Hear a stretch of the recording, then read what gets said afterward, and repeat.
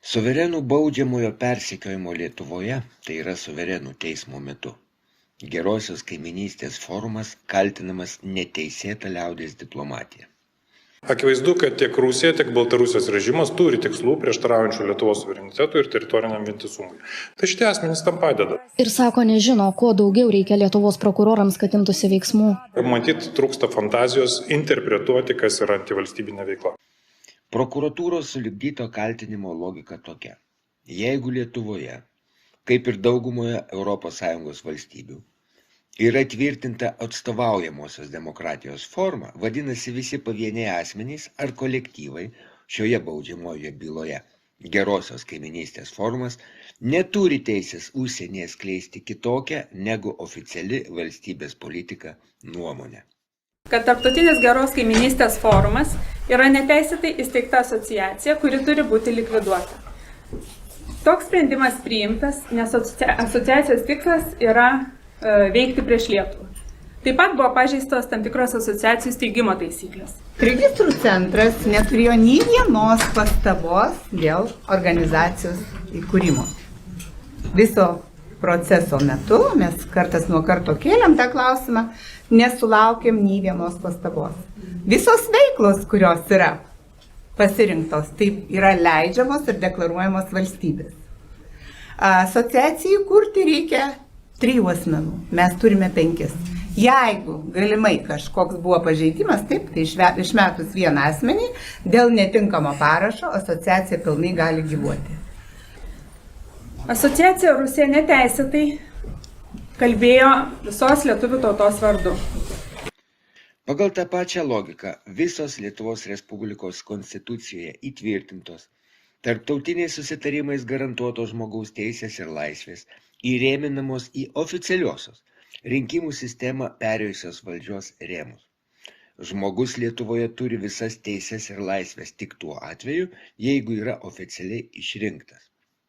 Tokia pačia logika vadovaujantis, bet kokios lietuviškos liaudies diplomatijos apraiškos užsienyje, tai pasikėsinimas į Lietuvos Respublikos konstitucinę santvarką, padėjimas kitai valstybei veikti prieš Lietuvą ir panašiai. Asociacija viešai parodė palaikymą Rusijai dėl jos pradėto karo prieš kaimyninę valstybę. Asociacijos steigėjai prisidengia žodžio laisvę, tačiau pagal Lietuvos Respublikos konstituciją laisvė skleisti informaciją yra nesusijusi su dezinformacija, su socialinės nesantaikos kurstymu ar kita neteisėta veikla.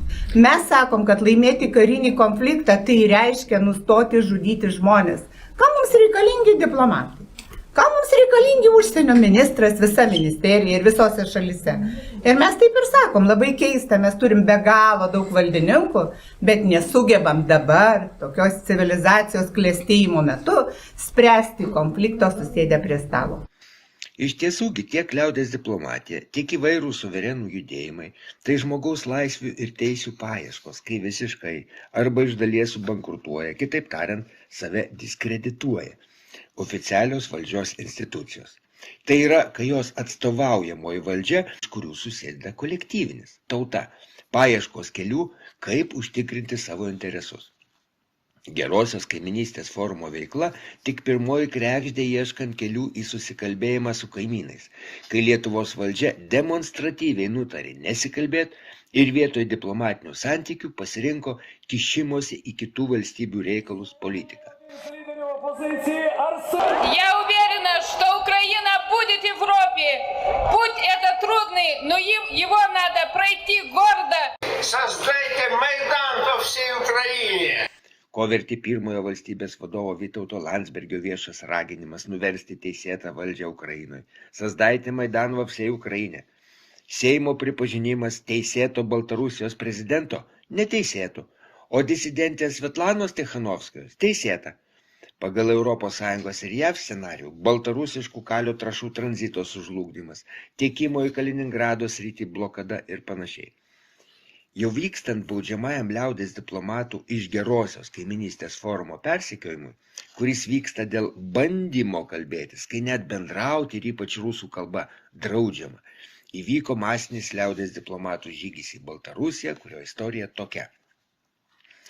Dėl padidėjusio cigarečių kontrabandos oro balionais į Lietuvą mastų, Lietuvos valdžia demonstratyviai uždarė valstybinę sieną su Baltarusija. Baltarusija atsakė adekvačiai ir pagal veidrodinį principą, kaip tu man, taip ir aš tau, uždarė sieną su Lietuva. Baltarusijos teritorijoje liko įkalinti virš 1000 sunkvežimių vilkikų su priekabom ir be jų, kuriuos visos pastatė į stovėjimo saugojimo aikšteles ir žinoma, ne už dyką, nemokamai. Sąskaitoms augant ir valdžiai nieko nedarant, o kaipgi darys, jeigu teisėtą prezidentą Lukašenką paskelbė neteisėtu. Tai yra, su kuriuo bendrauti pati savo uždraudė, o teisėtą prezidentę Svetlana Tikhanovskaja net iš Lietuvos į Lenkiją išprašė, nes jos išlaikymas esą per brangiai kainuoja. Tokiu būdu Lietuvos valdžia pati save įvarė į diplomatinį kampą arba šachmatininkų terminais kalbant į cukcvangą. Kokį ėjimą bedarysi, viskas blogai. Tokiom aplinkybėm Lietuvos vežėjai išsirinko savo atstovus, kurie nuvyko į Baltarusiją dėrėti su prezidentu Lukašenka dėl sunkvežimių išlaisvinimo. Jis žygūnus priėmė, su didžiuliam nuolaidom leido transportą atsiimti, bet šituo istorija nesibaigė. Baltarusijai ES uždėjo finansinės sankcijas, kurios draudžia bet kokius atsiskaitimus su šia valstybe.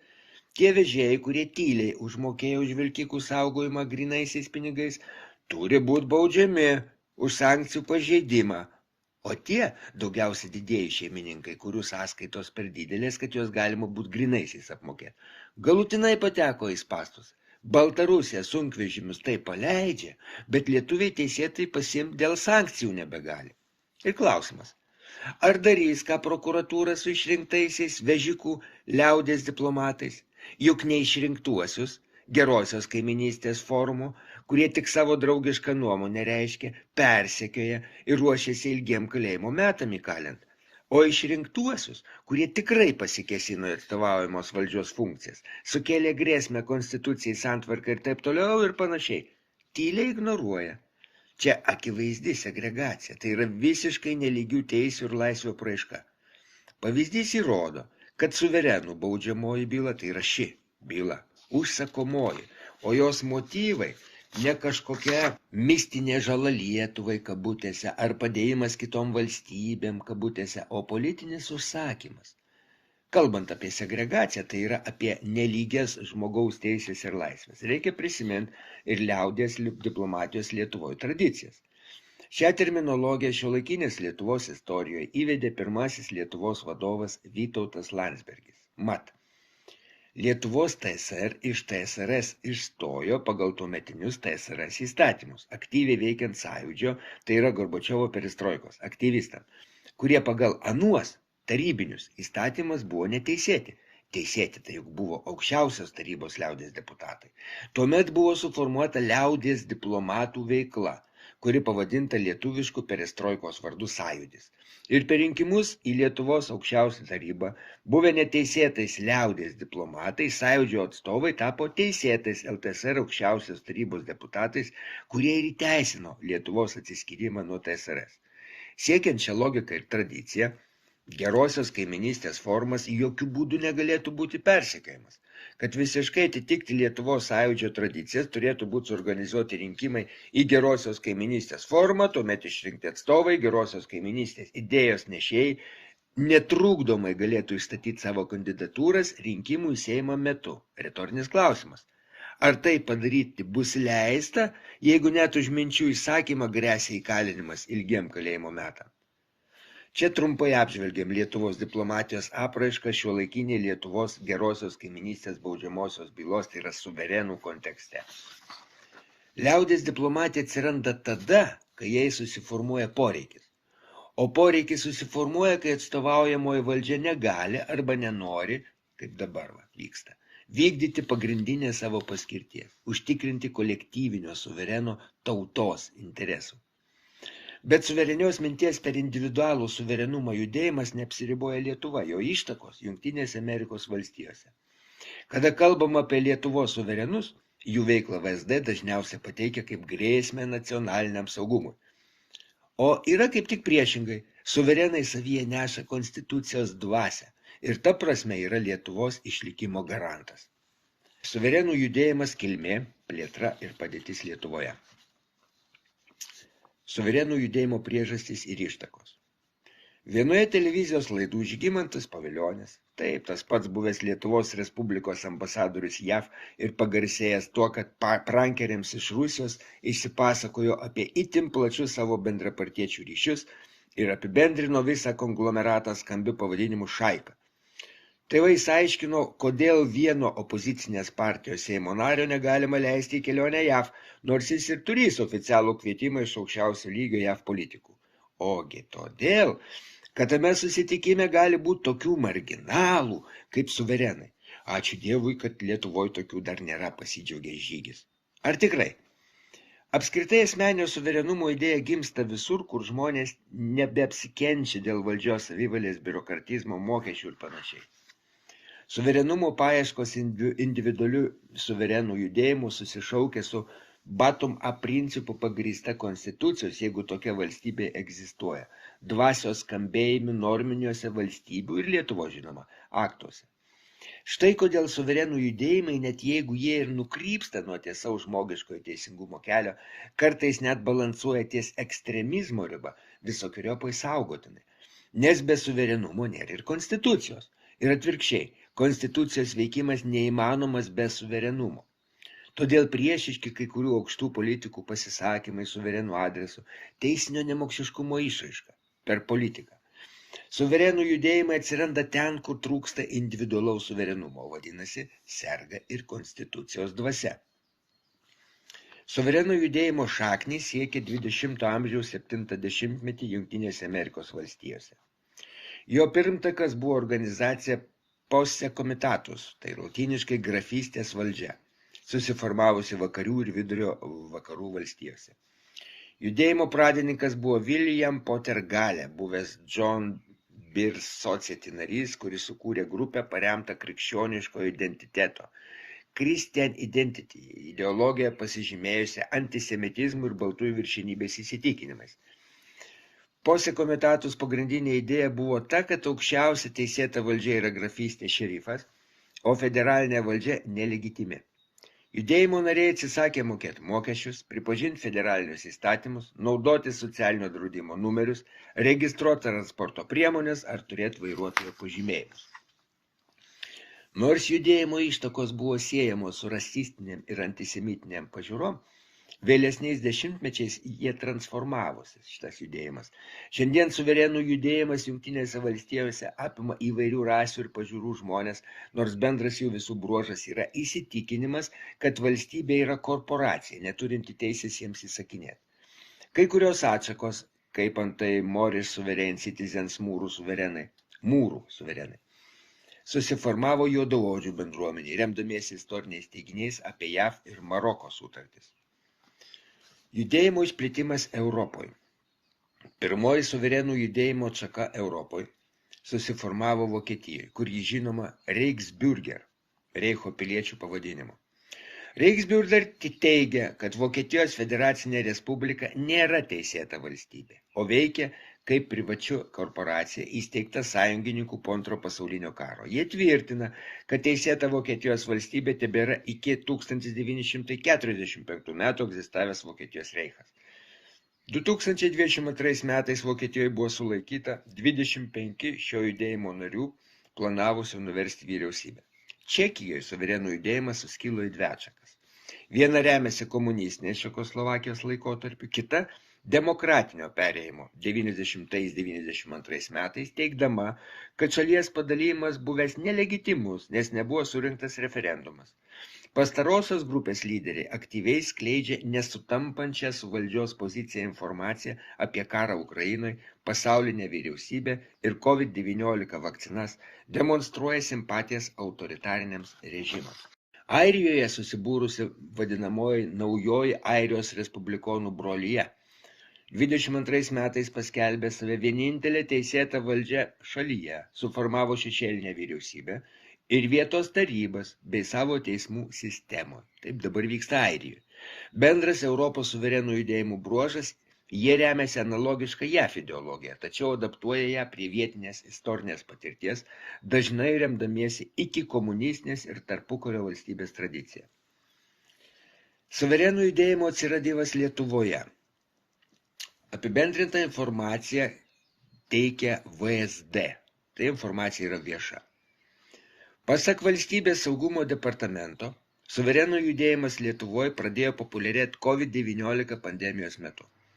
Karantino ribojimai sukūrė palankę dirvą idėjoms, kurios žadėjo laisvę nuo valstybės nustatytų apribojimų, tapęs suverenų žmogus neva galėjęs išvengti pandeminių ribojimų.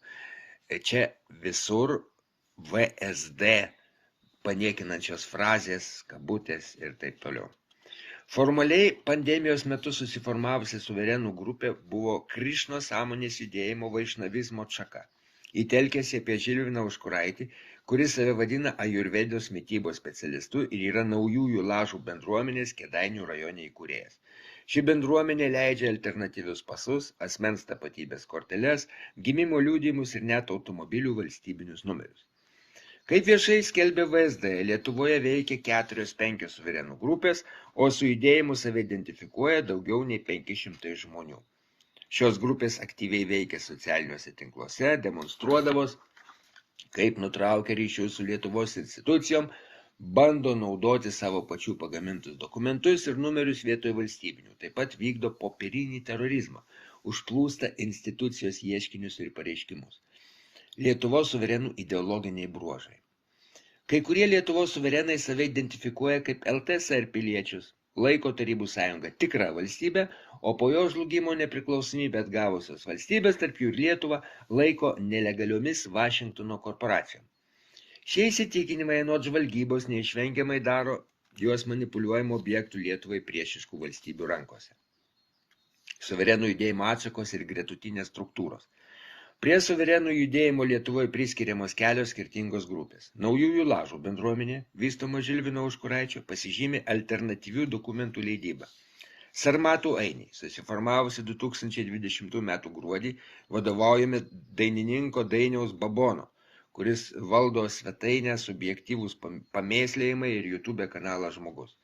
Pasaulio suverenių žmonių valstybių organizacija įsteigta netikėtai ir staiga mirusio Arvydo Balčiaus, kuris nepripažįsta 90 metų kovo 11 dienos nepriklausomybės atkūrimo akto, skelbia alternatyvią tiesą apie 91 metų sausio 13 įvykius. Šita, kai buvo informacija rašoma, tuo metu labai netikėtai ir paslaptingai Arvydas Balčius mirė ligoninėje. Tarptautiniai ryšiai. Lietuvos suverenai palaiko ryšius su Rusijoje veikiančių judėjimų, kurio vienas iš lyderių yra Nikolajus Burovas, vadinantis suverenios valstybės prezidentu. Burovas gimęs Baltarusijoje, gyvena Rusijoje ir yra įkūręs vadinamąją suverenų sąjungą, kuri turi savo vyriausybę, armiją, banką ir fondą. Burovo Lietuvoje atrado Kazimieras Juraitis ir padarė su juo ciklą video laidų. Žilvinas Užkuraitis yra kvietęs Burovą skaityti paskaitas įvairiuose Lietuvos miestuose. Čia buvo VSD, веша информация apie Lietuvos суверенность. Суверен вообще-то тот, кто с уверенностью был, говорил, типа, на Руси существовали суверены, а это те, кто просто жили самостоятельно, и все, их называли, вот эти с уверенностью идут по жизни там и так далее. А потом это слово начало укорачиваться, как и многие слова, ну, tai получилось суверен. Dabar pasakojimas apie tai, kaip Lietuvos suverenai gavo bevizį režimą į Baltarusiją. Parodykit žiedą. Už kongreso organizavimą, viešinimą prieš džiazo vienam iš vadų Kazimierui Juraičiui noriu padovanoti Sudaršana Čakra žiedą, kurį gamino Sarvabhavana Das Armėnijoje. Tai yra autorinis visiškai darbas. Yra YouTube, jisai gražiai sukasi, galite pasižiūrėti konfiguracijas. Tai yra aukščiausio suvereno apsauginis žiedas. Tegul nešioja į Kazimierą. Mes liudininkai esam. Taip. Liudininkai. Turim daug liudininkų, kad tikrai įvyko procesas. Ačiū. Džagadanandadas Žilvinas Užkuraitis. Taip prisistatė Žilvinas Užkuraitis, kai kartu su Brahmanų delegacija atvyko pas jo šviesybę karalių Kazimierą V Daugeliškietį prašytis, kad padėtų ataskaitinį Gaudijos Vaišnavų bendruomenės susirinkimą organizuoti. Atvyko ne kaip pas karalių, o kaip pažymų žurnalistą, kuris ką tik nesėkmingai bandė dalyvauti rinkimuose į Lietuvos Respublikos prezidento postą, bet nesurinko reikiamo kiekio 20 000 tokį siekimą palaikančių parašų. Kitas kandidatas Kazimieras Juraitis užsima vaizdo įrašų gamybą ir platinimu YouTube platformoje, taip pat tokiuose puslapiuose kaip ekspertai.eu ar ldiena.lt, kurie saugumo ataskaitoje anksčiau yra minėti kaip prokremliškos informacijos skleidėjai. Juraitis sako besijaučiantis diskriminuojamas, o esą jei turėtų lygias teisės su kitais kandidatais, surinktų ir 35% balsų. Konstitucijos įstatymai, poįstatyminiai aktai, jie sutverti taip, kad prezidentas žmonių niekada neteitų į valdžią. Žurnalistas Kazimieras Juraitis sutiko, nes apie krišnaizmą žinojo tik tiek, kad jo knygų lentynoje jau daugybę metų gulėjo neskaityta Bhagavad Gita. O perskaityti niekaip neprisivertė, nes vos pradėjo skaityti, jam kildavo nenumaldomas noras trenkti tą skaitalą į sieną. Kažkoks pasakaičių rinkinys. Bet žinojimas, kad jame turi glūdėti kol kas jam neprieinama išmintis, logika, juk ne veltui šio pagrindu paremta milijardinė žmonių bendruomenės religija, priversdavo vėl pagarbiai grąžinti knygą į knygų lentyną. Ir čia puikiausia proga susipažinti su krišnavizmu, vaišnavizmu iš vidaus. O kur dar sanskrito sąsajų su lietuvių kalba tyrinėjimai? Sanskritas, apie kurį savo publicistikoje rašiau dar apie 2010-uosius, juk pamatinė vedų programinė kalba. O kur dar suvereno ideologijos pagal Žilviną Užkuraitį pajautimas ir arba perėmimas, arba atmetimas. Žodžiu, sutikau ilgai nesvarstęs. Šventė pavyko nuostabiai. Kadangi scenarijų bendruomenės vadovas nesikišo, surengėme ne tik lietuviškos sutartinės, saulutė tekėjo, harmoningų suderinimo su Hare Krišna, bet net ir tikras jaunavedžių tuoktuves pagal senovės baltų tikėjimo apeigas. Daugybė žmonių žurnalisto Kazimiero Juraičio kvietimą į šventę priėmė kaip jo šviesybės karaliaus Kazimiero V Daugeliškiečio, raginimą stoti į suverenai save vadinančių Gaudijos vaišnavų religinę bendruomenę. O juk dar ir be šventės reikalų vyko labai intensyvus bendravimas, ne su Žilvinu Užkuraičiu bendruomenės prezidentu, bet su Džagadananda Das dvasinio religinio kolektyvo vedliu. Kiekvieną mielą dieną, 6 ryto, telefono ragelį pasigirzdavo jo pagarbus Hare Krišna ir mažiausiai 15 minučių, o rekordas buvo 1,5 valandos. Vykdavo intensyvus minčių apsikeitimas tiek religiniais, tiek suverenumo, tiek bendruomenės tvarumo klausimais. Ir taip 0,5 metų. Visiška harmonija, visiškas abipusis supratimas ir sutarimas. Galiausiai astrologams Tenerifės saloje skaičiavus palankų metą, čia iš tiesų be jokio humoro, man buvo suteiktas šventas Gosvami Das vardas. Dvasinėme kontekste Gosvami tai yra asmuo, kuris valdo savo pojūčius, indrijas ir turi vedų pažinimą. Go kaip vedos. Populiariai šis titulas vartojamas vaišnavų tradicijoje, ypač Gaudijo vaišnavizme. Žymus pavyzdžiai – 6 Gosvami iš Vrindavano 16 amžiui, Radharaman Gosvami ir kitas. Kartais titulas suteikiamas ir giminiai, brahmanų kilusių iš šių mokytojų. Galiausiai buvo apjuosta šventąja virvele, kurios jokiom aplinkybėm negalės nusimti. Praktiškai apmokytas, kaip jos nesusitepti, kai tualetą eini ant didelio reikalo, ir išventintas į Gaudijos vaišnavų brahmanus. Atrodė, jog šį nuostabų kelią per individualų suverenumą į kolektyvinį nežmogus sugalvojo. Pats Krišna į žemę iš savo amžinųjų dimensijų nužengęs per mus kūrė. Viskas buvo gerai, kol su gerosios kaiminystės forumu žurnalistas Kazimieras Juraitis nesusiruošė į Baltarusiją. Pasisiūliau kiek įmanomai aukštesnių lygmenių perduot Gaudijos vaišnavų suverenų bendruomenės sąrašą, su prašymu pripažinti jų suverenumą ir taip patvirtinant suteikti jiems bevizį režimą vykstant į Baltarusiją. Mat, bendruomenės prezidentas kas ketvirtį siuntinėdavo laiškus, o gal ir dabar siuntinėja, su tais sąrašais į Lietuvos teisingumo ministeriją ir visais įmanomas pasaulio valstybių užsienio reikalų ministerijas siekdamas pripažinimo ir alternatyvių Lietuvos piliečių pasui bendruomenės pažymėjimų pripažinimo.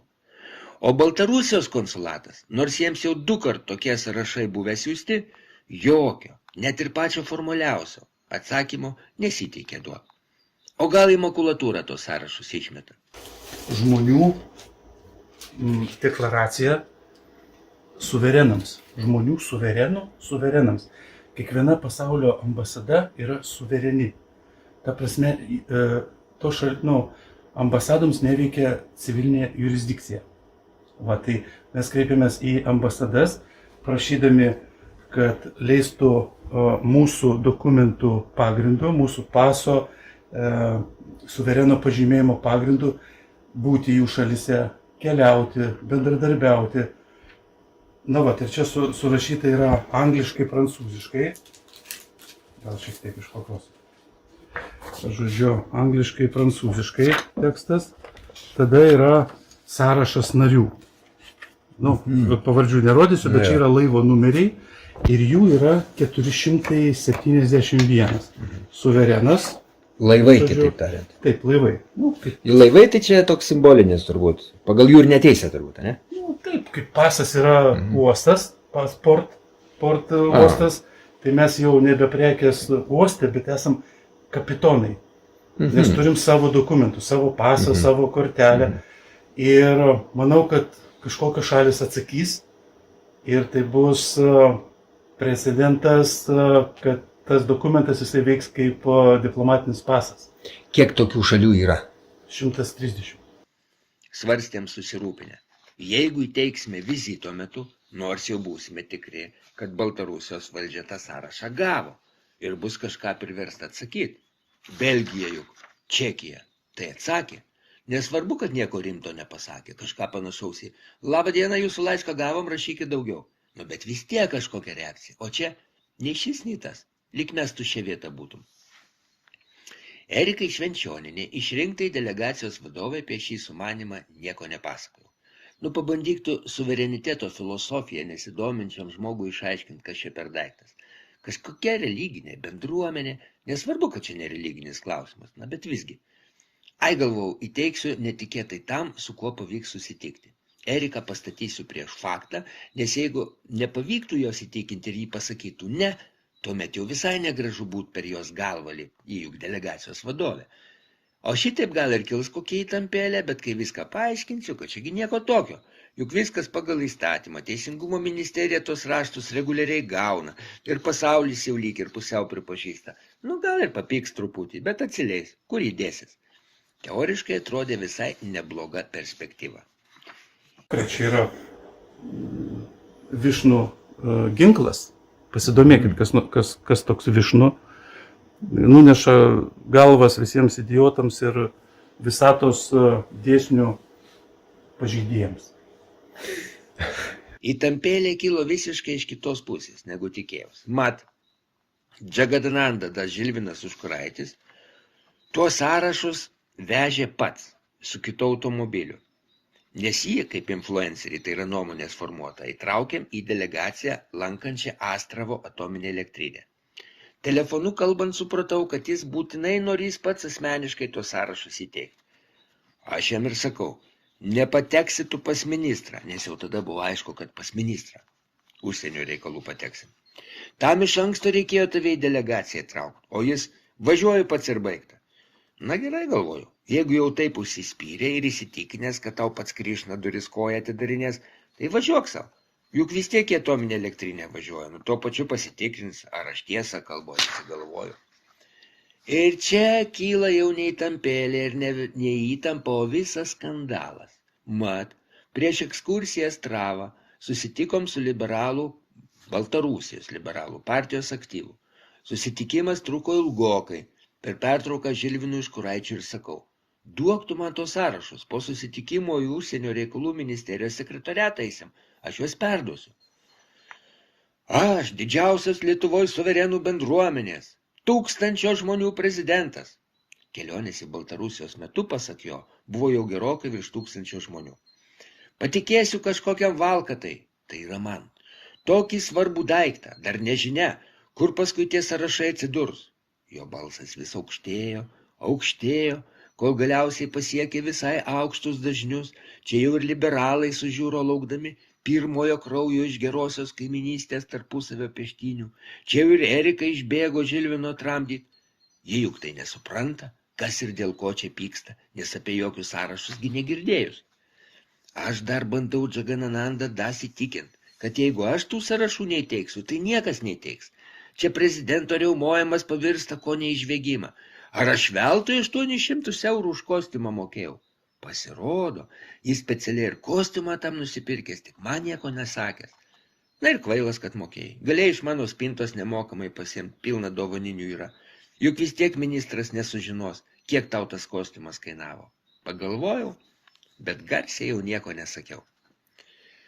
Tokiom aplinkybėm Erika pirmą kartą sužinojo apie tą suverenų sąrašą. Žinoma, niekur jis tas sąrašas nepateko. Sėkmingai sugrįžo į Lietuvą. Žinoma, jeigu yra tas sąrašas, nes savo akimis aš jo nesu matęs. O ir santykiai su Džaganananda Dažilvinu Užkuraičiu baigėsi. Jis man pasidarė neįdomus.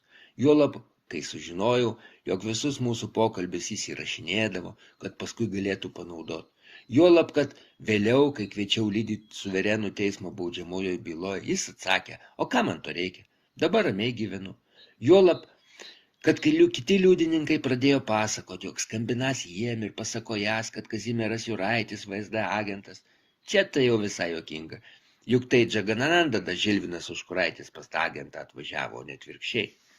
Bet istorijos moralas ne tame. Kai Erika Švenčionienė apie tą sąrašų istoriją sužinojo, ji trumpam nutilo.